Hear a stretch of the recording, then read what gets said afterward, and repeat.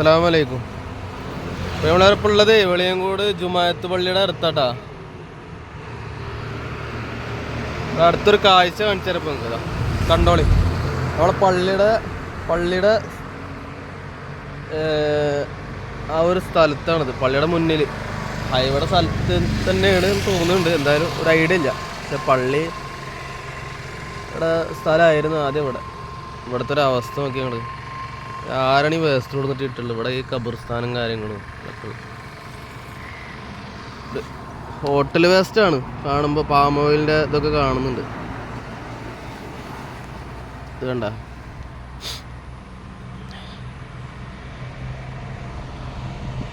നമ്മളെ പള്ളിയുടെ മുന്നിലത്. ആരാണ് അത് പണി ചെയ്യണത്?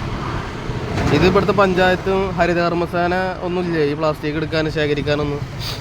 നമ്മൾ പാവപ്പെട്ടവരെ വീട്ടിലേക്ക് വന്നിട്ട് 50 റുപ്യ കൊണ്ട് തല്ലുപിടിക്കലും ഇതൊക്കെയാണ്. ഇതേണ്ട എടുക്കണിക്കാണ് ഇതൊക്കെ. ആകെ കൊടുന്ന് കുന്നൂട്ടിട്ടിരിക്കണ്.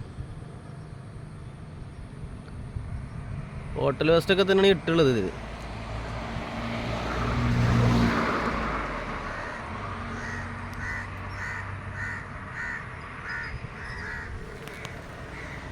നമ്മുടെ പഴയ ക്യാൻറ്റീനിൻ്റെ അടുത്താട്ടാ. പഴയ ക്യാൻറ്റീനില്ലേ അതിൻ്റെ അടുത്താണത്.